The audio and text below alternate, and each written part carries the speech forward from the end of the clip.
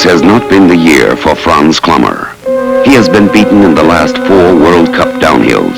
It is said that since his brother's downhill accident, Klammer hasn't been the same. The opening of the 1978 World Championships in Garmisch-Partenkirchen, West Germany, are still several days away. Yet here, in the men's downhill training, there is already a sense of intense competition. Each nation can place only 4 competitors in each event. The Austrian team, led by Klammer, has 5 downhillers currently ranked in the world's top 10. There is a new generation of racers following in Klammer's tracks. These younger athletes will be testing their skills against the older veterans like Bernard Russi, Gustavo Toni, Klammer. It is not an easy test. It is one that demands strength and suppleness. Here, there is a fine line between brute force and extreme sensitivity.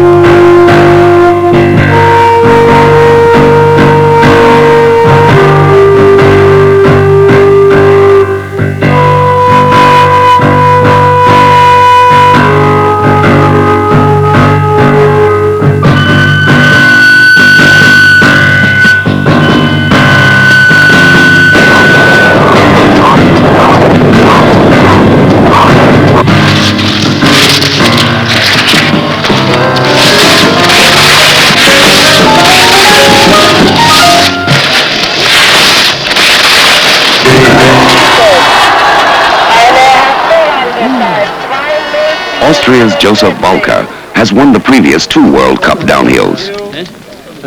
Herbert Planck of Italy also has 2 downhill wins this season, yet 24-year-old Klammer is feeling confident today. He had posted the fastest times in training.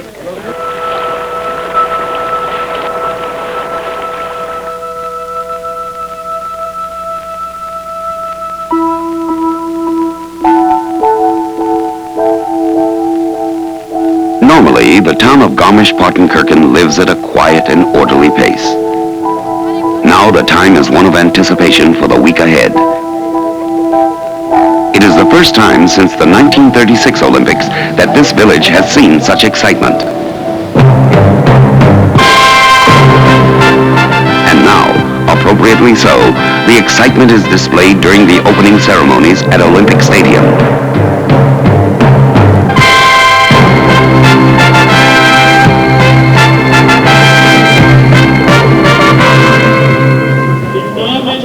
Saturday, January 28th, the World Championships are officially open. It will take millions of dollars, 3 million sheets of paper, and some 16 miles of fencing to aid in the process. But it is more than just numbers. It is a time of intense competition, victory, and defeat.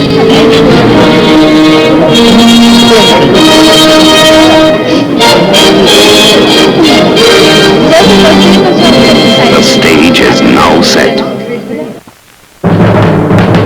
Because there has been little snow this year, the Army has trucked many tons of it to huge underground storage bins so that it may be hauled up the mountain in case of a major thaw. Ironically, tonight it begins to snow. Saturday, January 28th, men's downhill.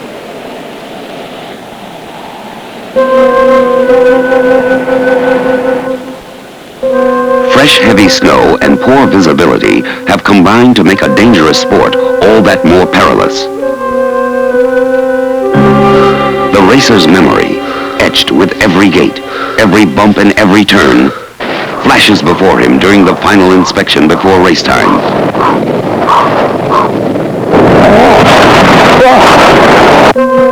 It is the ultimate concentration for what is always the ultimate test.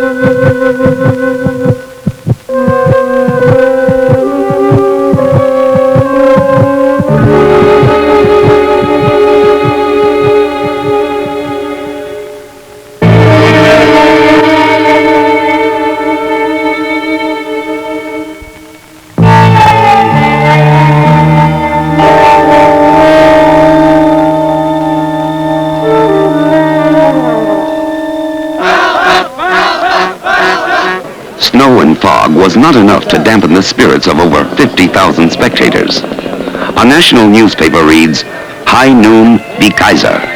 The showdown is near for Clamor. Even so, Clamor was not without partisans. By 12 noon race time, the weather conditions were changing every 5 minutes. The further one went up the course, the thicker the fog became.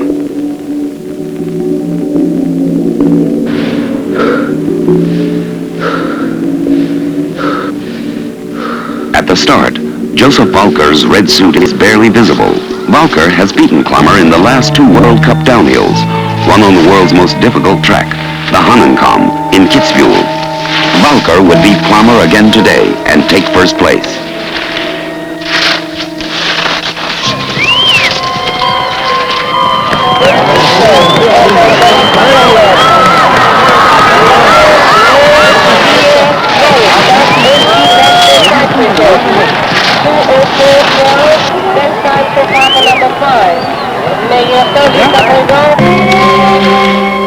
Clamor, starting in the number 10 position, saw less of the course than Valker.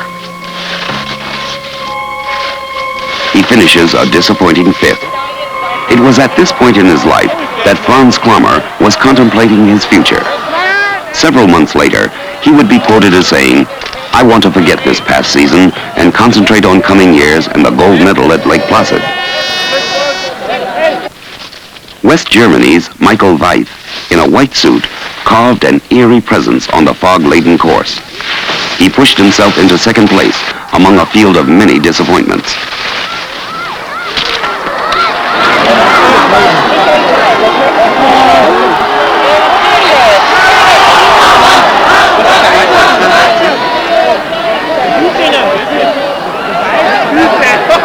There is a new generation of racers emerging. Vladimir Makiev of the Soviet Union finishes 9th from a starting position of 26th. Vladimir Makiev looks ahead, while Bernard Russi looks back. Ich glaube ganz eindeutig die. I think first of all I have to say that I know exactly that the moment will come to every ski racer, to every sportsman, the moment where he has to decide to retire. And I think that's the right moment for me.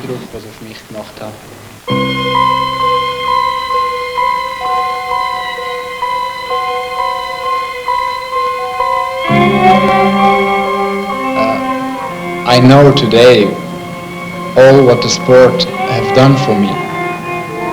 I think it's the most important part of my life.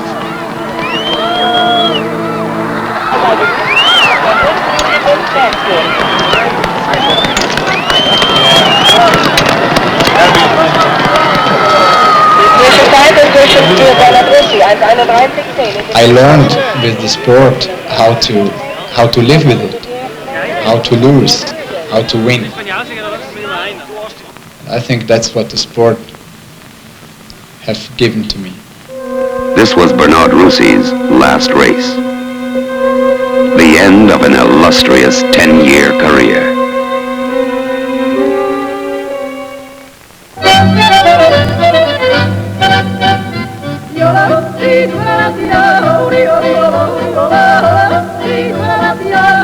Years of history have been recorded on the frescoes that adorn many of the buildings in Garmisch.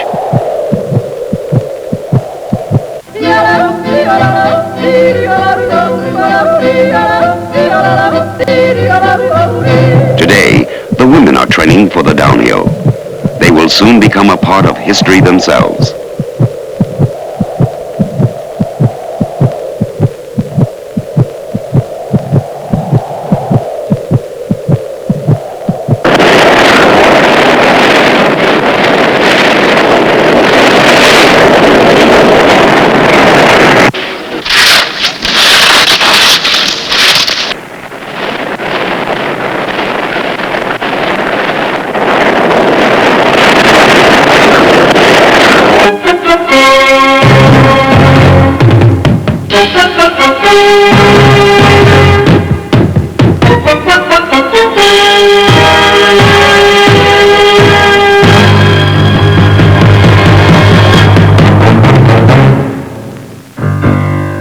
Tuesday, January 31st.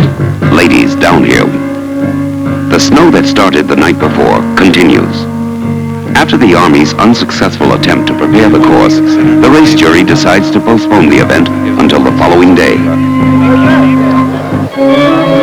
Wednesday, February 1st, ladies downhill.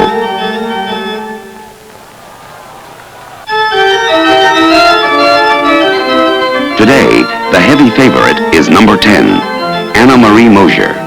She holds 26 downhill victories over an amazing 9-year career. She has come back from retirement to try and win again.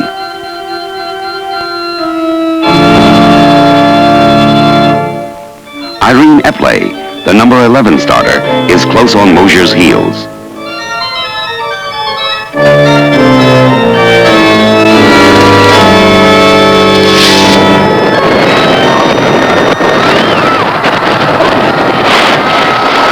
Cindy Nelson, the U.S. hopeful, displays an air of frustration and disappointment that was reflected by most of the field.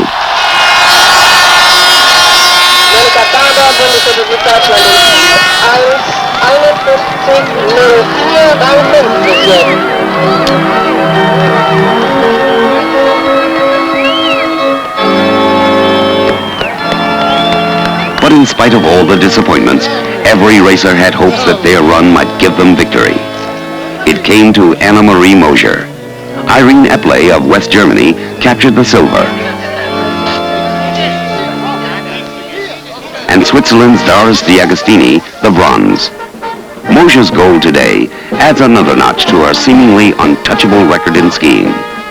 She has won more medals and titles than such greats as Jean-Claude Killy, Karl Schranz, Gustavo Toni, Ingemar Stenmark. Thursday, February 2nd, men's giant slalom. In the first run, Austria's Hans N. performed an amazing feat. At this gate near the top of the course, he lost the pole, and despite this tremendous handicap, displays remarkable determination.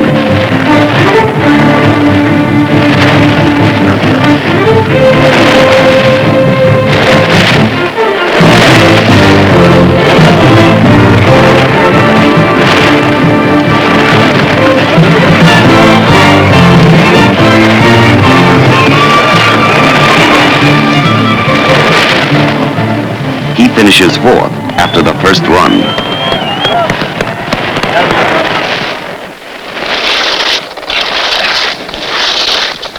Sweden's Ingemar Stenmark and America's Phil Mayer stand 1, 2, respectively, after this first run. Because of Stenmark's fluid and seemingly motionless style, his speed appears deceptively slow. Mayer, on the other hand, with more arm and leg motion, shows a contrasting style. Mayer and Stenmark are part of a new generation of specialists, which Jean-Claude Killy talks about. The skiers are probably in better physical conditions than ever before because of being specialized. They can devote a lot more time to giant slalom or to downhill, for example. Filmer is very well placed and hopefully will stay in the second place and with a lot of hard work could come very close to the Swedish. I don't see Stenmark being beaten. He's so good this morning. He was skiing just perfectly, I should say. Even if you are Stenmark, you cannot afford any mistakes.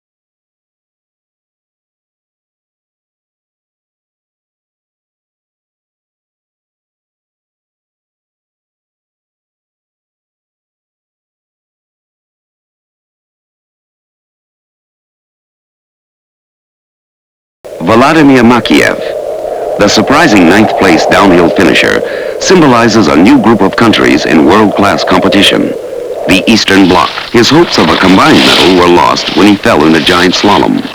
However, his Soviet teammates, Vladimir Andreev and Valery Ziganov, are still in the running for a combined finish. Да. Ну, мы начинаем вообще с июня месяца кататься на лыжах.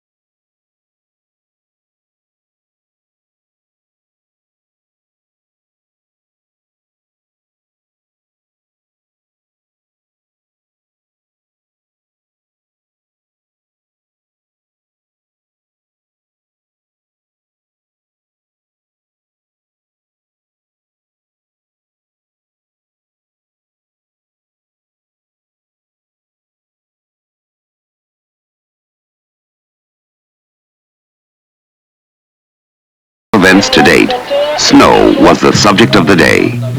Some people stayed warm and dry by watching from a different vantage point.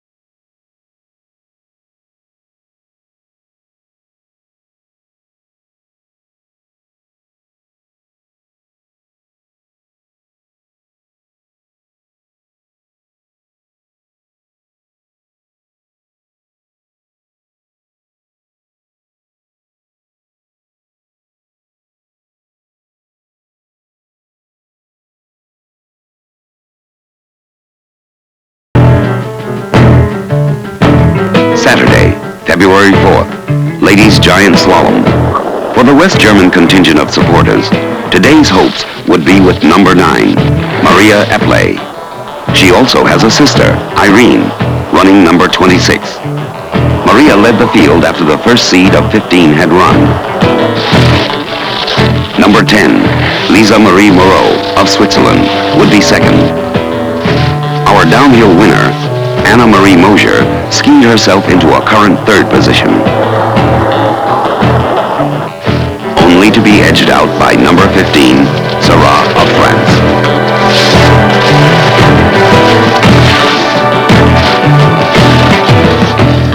Number 26, Irene Epley, starts in the second seating.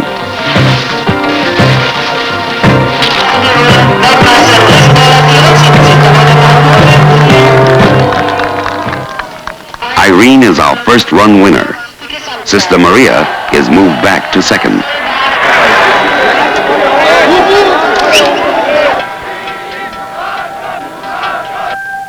In the second run, it was Moser out of the gate first. She captured another medal, this time the bronze. Sarah, relaxing a moment too soon, ends up in the sixth position.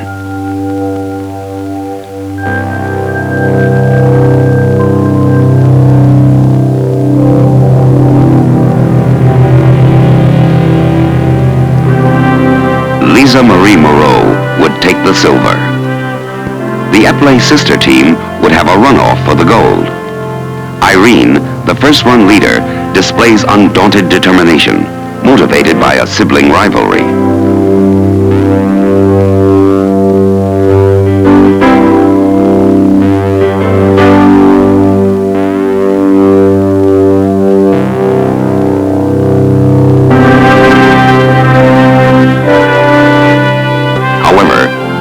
was Maria's, a gold medal for her native West Germany.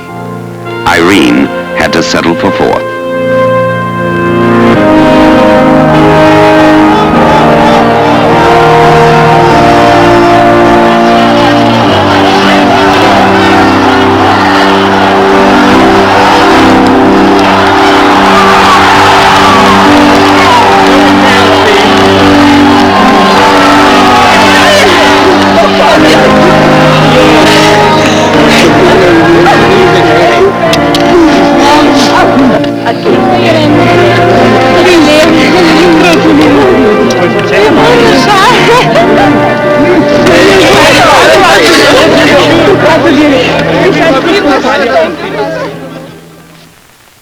Peter Papengeloff, who at the age of 16 won the Europa Cup, celebrates his 17th birthday at the World Championships.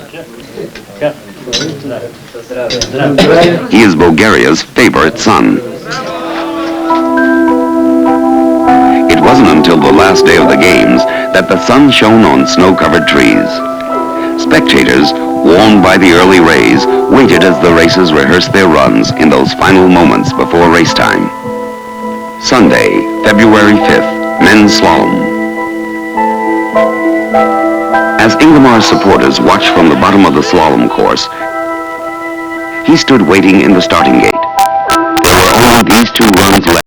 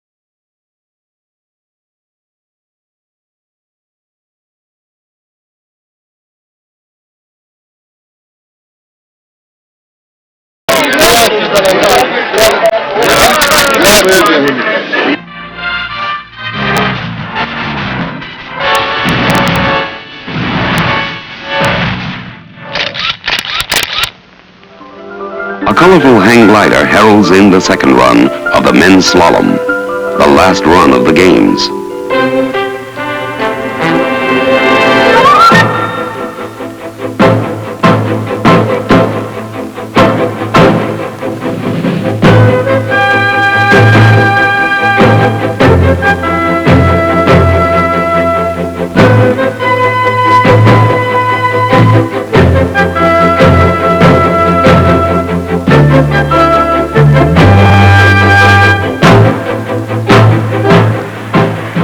Starting Gross and Stenmark at exactly the same pole on a split screen, we are able to see how Stenmark increases his lead over a given portion of the course.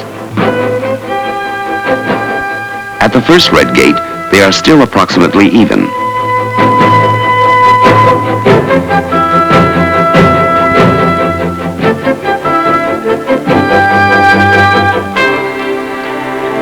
Coming out of the flush, Stenmark begins to show a lead. Stenmark here is visibly past the red pole before Gross. A distinct advantage at the blue.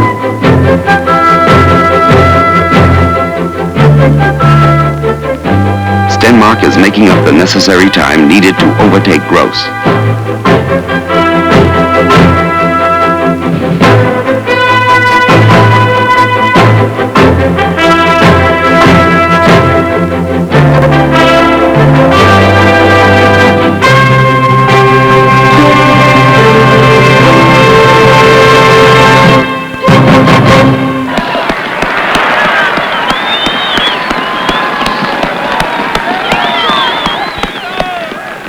The 1978 women's combined gold medal winner and world champion, Annemarie Moser. Hanny Wenzel of Liechtenstein captured the silver.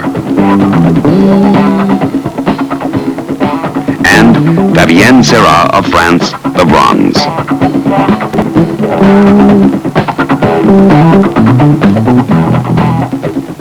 In the men's combined, U.S. a third-place bronze medal. West Germany's Joseph Ferstel won the silver. And Andreas Wenzel of Liechtenstein bested his sister by winning the gold and a world champion title. The Russians, Andreev and Tsiganov, placed 4th and 5th, respectively.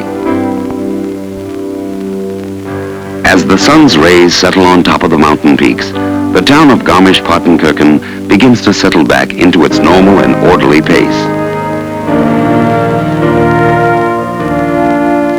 The setting of the afternoon sun doesn't mark the end of one day, but simply the beginning of another.